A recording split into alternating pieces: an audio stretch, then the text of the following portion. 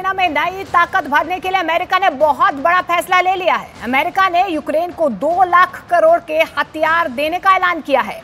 विदेशी media America के इस फैसले को पुतिन को मिटाने का खूनी पैकेज करार दे रही है। वजह, कीव पर हमले हो रहे हैं। खार्किव पर कब्जा करने के लिए पुतिन तैयार बैठे हैं। ओडेसा में रोज मिसाइलें गिर रही हैं। ज़ेपोरिज़िया पर दिन रात तोप से हमले हो रहे हैं। ऐसे ही अटैक को देखकर बाइडेन को एहसास हो गया है कि अब ज़ेलेंस्की से कुछ होने वाला नहीं है। ऐसे ही हमलों को रोकने के लिए बाइडेन ने $21 बिलियन ज़ेलेंस्की को देने का फैसला किया।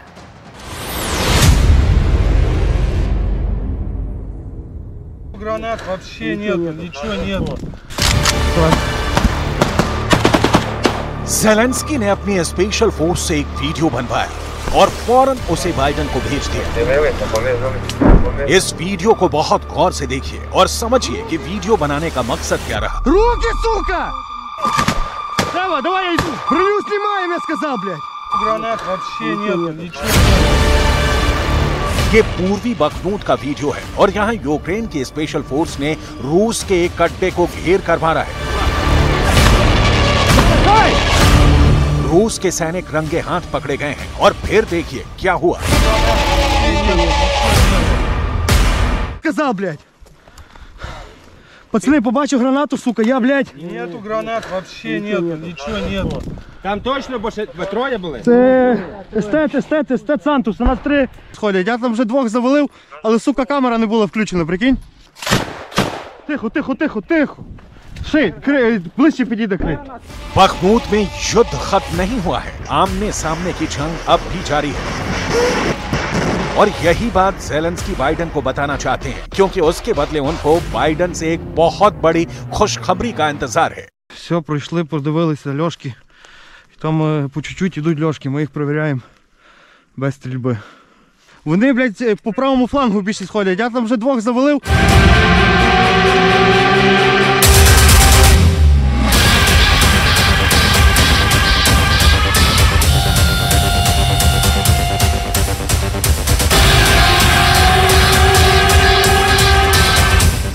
रूस के छुपे हुए सैनिकों को यूक्रेन अब चुन कर मार रहा है।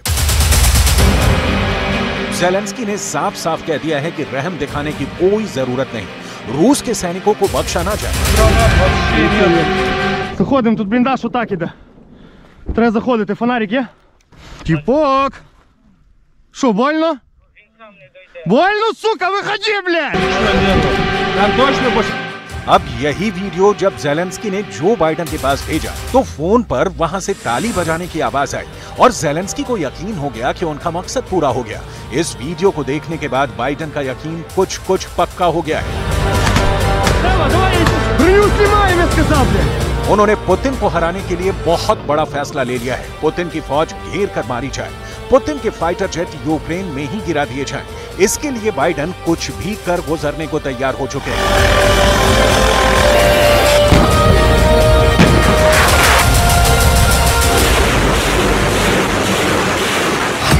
ज़ेलेंस्की को बचाने के लिए अमेरिका अब कंगाल होने को तैयार है। ज़ेलेंस्की को बचाने के लिए अमेरिका अपना सब कुछ दांव पर लगाने को तैयार, और इसीलिए अब अमेरिका ने ज़ेलेंस्की के बैंक खाते में $21 मिलियन से ज्यादा की रकम डालने का फैसला किया है। रुपए में बदलेंगे तो ये रकम 1,75,000 करोड़ यानी $2 लाख रुपए होंगे, जो अब ज़ेलेंस्की को मिल सकते हैं। 1,75,000 करोड़ रुपए से बाइडेन पुतिन को रोकना चाहते हैं, रूस को हराना चाहते हैं, वो नाटो को पुतिन के गुस्से से बचाना चाहते हैं। कीव पर हमले हो रहे हैं। खार्किव पर कब्जा करने के लिए पुतिन तैयार बैठे हैं। ओडेसा में रोज मिसाइल गिर रही है। ज़ेपोरिज़िया पर दिन रात तोप से हमले हो रहे हैं।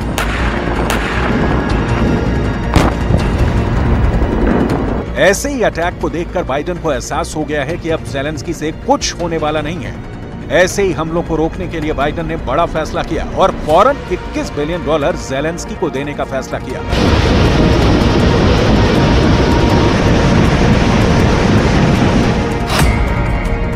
इसमें से $13 बिलियन ज़ेलेंस्की को युद्ध करने के लिए दिए जाएंगे, जबकि $8 बिलियन यूक्रेन को फिर से बनाने और राहत के काम के लिए दिए जाएंगे। लेकिन हालात तो ऐसे हैं कि ज़ेलेंस्की को लगता है कि पूरा का पूरा फंड अब युद्ध में झोंकना पड़ेगा।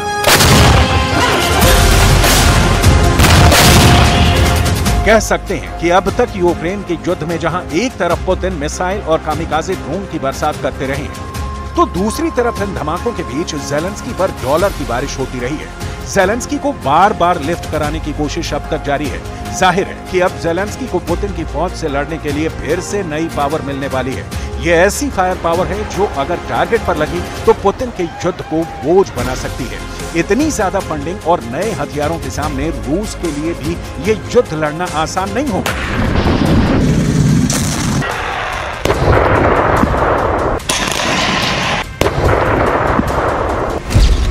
ऐसे में सवाल है कि क्या यूक्रेन का युद्ध अब 2023 के आखिर तक चलेगा और क्या 2024 में भी रूस के साथ जंग जारी रहेगी?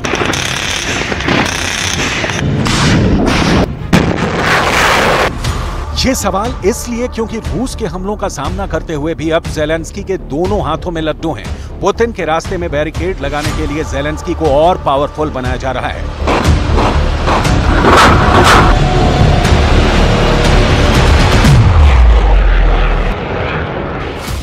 व्हाइट हाउस की बजट निदेशक शालंदा यंग ने कांग्रेस को एक चिट्ठी लिखी है जिसमें कहा गया है कि यूक्रेन को बचाने के लिए फौरन बड़ा कदम उठाना पड़ेगा।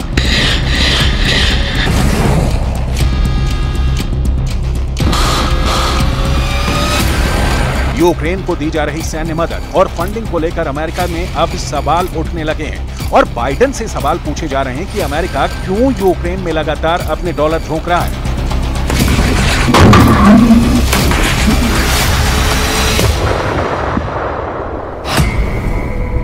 इस वर्ष APNORC के एक ओपिनियन पोल में यह बात सामने आई थी जब 48% लोगों ने यूक्रेन को फंड देने का समर्थन किया था। 2022 में हुए ऐसे ही पोल में 60% लोगों ने इसका समर्थन किया था। यानी यूक्रेन की मदद करने को लेकर अमेरिका के लोग अब ज्यादा समर्थन नहीं कर रहे। यूक्रेन में इस वक्त युद्ध निर्णायक मोड़ पर है और रूस इस वक्त हर मोर्चे पर हावी है। खेरसोन को वापस हासिल करने के बाद से ज़ेलेंस्की कोई बड़ा कमाल करके नहीं दिखा पाए हैं और अमेरिका के लोगों को भी ये लगने लगा है कि यूक्रेन एक ऐसा कुआं बन चुका है जिसमें निवेश करने से कोई फायदा नहीं है। उनकी रकम डूबनी तय है क्योंकि ज़ेलेंस्की ज्यादा वक्त तक रूस को नहीं रोक पाएंगे।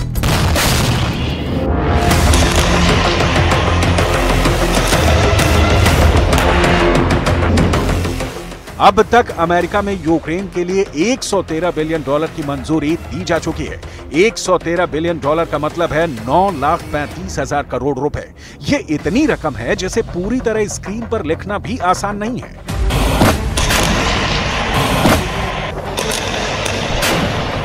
यूक्रेन युद्ध के लिए इस फंडिंग का मतलब है कि इसमें ज़ेलेंस्की के लिए हथियार भी हैं, वहां रिकंस्ट्रक्शन का बजट भी है, आम लोगों की मदद भी है। एक तरह से ये यूक्रेन के गोद लेने जैसा है और उसकी आड़ में रूस से युद्ध लड़ना है, जिसे पुतिन बार बार कह चुके हैं कि नाटो अब यूक्रेन में रूस से जंग लड़ रहा है। उनकी टक्कर यूक्रेन से नहीं बल्कि नाटो के हथियारों और उसकी फौज से हो रही है।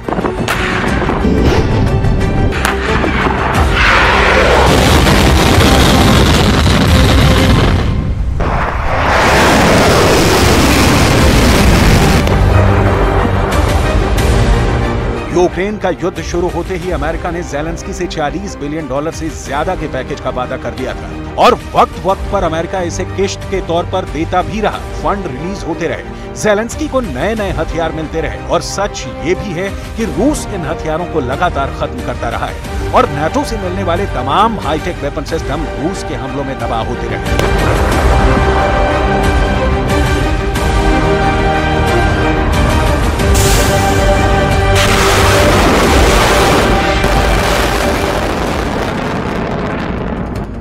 इससे पहले युद्ध को लेकर बाइडेन ने मई में बड़ा ऐलान किया था। तब उन्होंने युद्ध के इस आग में पेट्रोल डालने का काम किया और इससे यूक्रेन का युद्ध और भड़क गया। युद्ध और लंबा खिंचने लगा, यूक्रेन में और तबाही होने लगी, लाशों के नए पहाड़ तैयार होने लगे।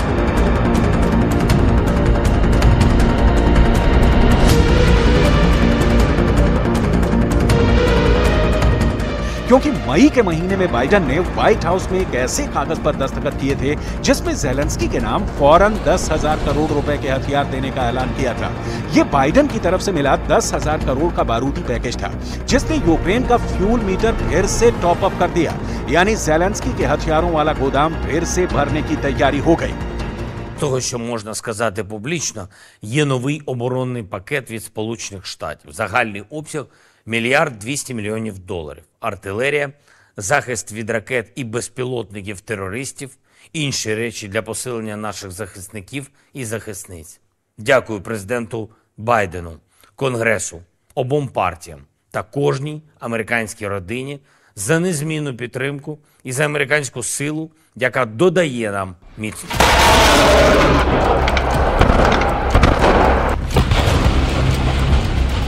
सवाल है कि इतनी बड़ी रकम से ज़ेलेंस्की करेंगे क्या? जब ज़ेलेंस्की पर 10,000 करोड़ रुपए या कहें कि $1.25 अरब की बारिश होगी, तो ज़ेलेंस्की क्या करेंगे? तो इसका जवाब ज़ेलेंस्की ने नहीं बल्कि अमेरिका ने दिया है ना ये चौंकाने वाली बात, क्योंकि अब साफ साफ नजर आ रहा है कि ज़ेलेंस्की का युद्ध वो नहीं बल्कि अमेरिका लड़ रहा है।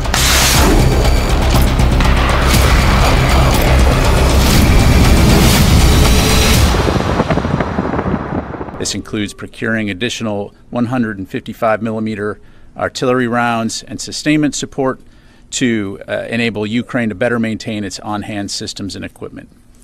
The capabilities in this package include additional air defense systems and munitions, equipment to integrate Western air defense launchers, missiles, and radars with Ukraine's air defense systems, ammunition for counter-unmanned aerial systems, 155mm artillery rounds, commercial satellite imagery services, and support for training, maintenance, and sustainment activities.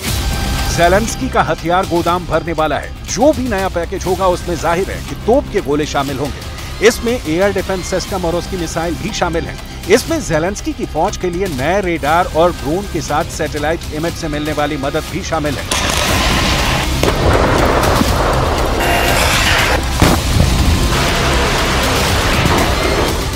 America ने Ukraine की सेना की training तेज करने की बात कही है ताकि नए सैनिकों को जल्दी से जल्दी हथियार की ट्रेनिंग देकर फ्रंट पर भेजा जाए और उन्हें ऐसे इलाकों में तैनात किया जाए जो रूस के हमले से खतरे में पड़े हुए हैं। इस वक्त अमेरिका और ब्रिटेन की फौज लगातार यूक्रेन की सेना को ट्रेनिंग दे रही है।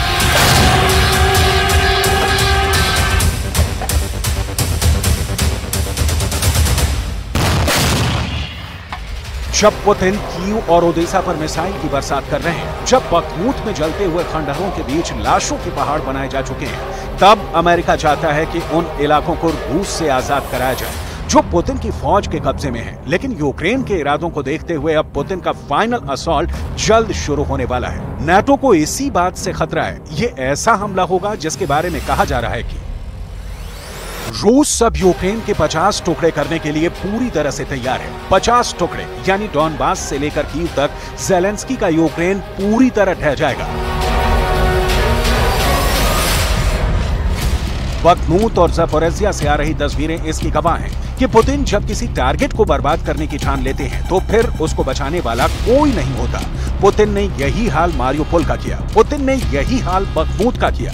बखमूत में रूस के वैगनर मिलिशिया ने ऑपरेशन चलाया और अब यहाँ के जमीनी हालात देखिए। पुतिन बार बार कह चुके हैं कि नाटो एक बड़ी साजिश रच रहा है और यूक्रेन में चल रहा युद्ध रूस के खिलाफ किया जा रहा है। इसमें दूसरे देश भी शामिल हैं जो रूस के दुश्मन हैं। पुतिन के टारगेट पर अब यही देश हैं। ऐसा नहीं है कि ज़ेलेंस्की और उनके पश्चिमी आका ये नहीं जानते।